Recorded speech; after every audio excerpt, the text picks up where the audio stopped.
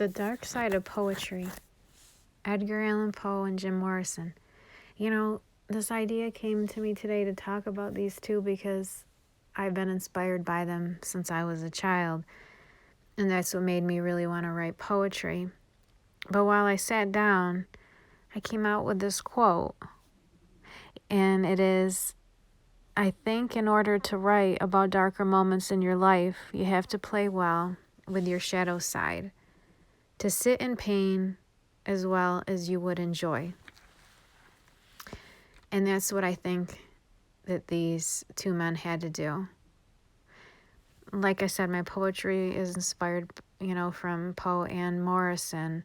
I love how Poe can just write about a raven stalking him and reminding him of his dead wife, Lenore, to going on to talking about the telltale heart and being haunted by this man he just killed. And then to go to the flip side, his poem Annabel Lee, where he talks about they loved with a love that was more than love, how even heaven and even the demons below envied their love.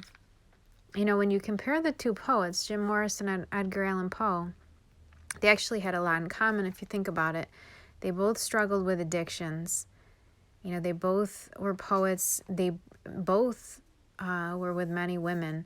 However, Jim stayed single. He was considered in a common law marriage with Pamela Curson because they lived together for so many years. But both of these poets, they talked about the pains in life, love and loss as well as the beauty in it. Poe and Morrison, however, lived in different eras. Poe was considered to be a Gothic writer, where Jim Morrison was more of a hippie and a free spirit. There has always been a mystery, though, when it comes to the deaths of both men. So many things have been suggested about Poe, from being poisoned to alcohol to tuberculosis, rabies, lesions in the brain. However, some say it could have been a couping where he was mistaken as a homeless man because of the way he dressed. His macabre style. It could also have to do with the hardships that he faced in life. When his wife died of tuberculosis, made his drinking problem get a lot worse. Poe's last words before he died were, Lord, please help my poor soul. And then there was Jim Morrison, who appeared to have a fascination with death, but I think he could see to the other side.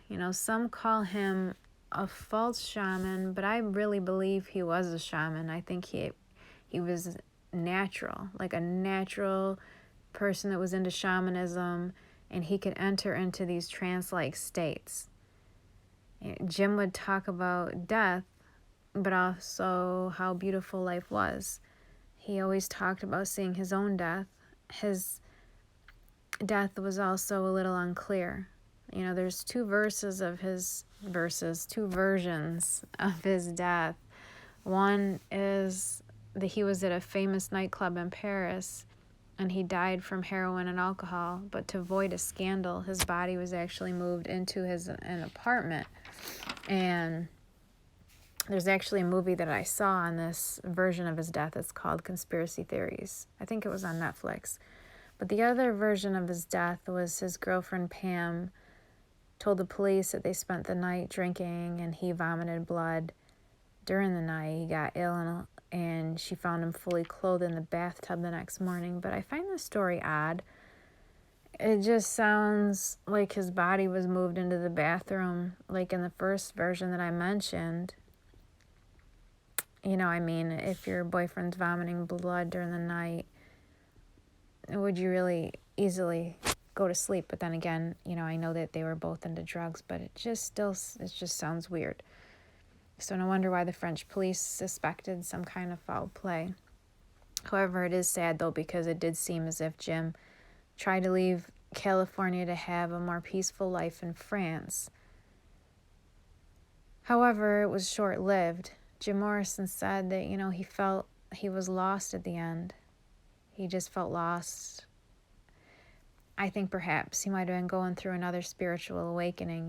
He saw things that others could not see. awakening and consciousness theories were not really talked about back then. I mean, how many enlightened individuals in the past could have been mistaken for being mad? Even Carl Jung, who at one point he worked alongside Sigmund Freud, he had a nervous breakdown. Was it really a nervous breakdown, or was it an awakening? You know, awakening to the fact that we live in a matrix, and when you're conditioned for so many years to live the way the government and society wants you to be, and then one day you wake up to the truth, this can be scary and overwhelming. I know this because I went through it myself.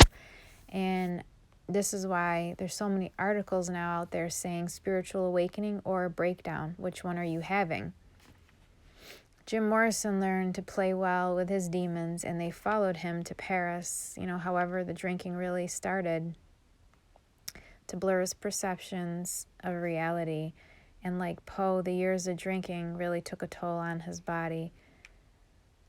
But the one way Morrison really stands out from Poe is his mystical and ritualistic dancing and performances that he did.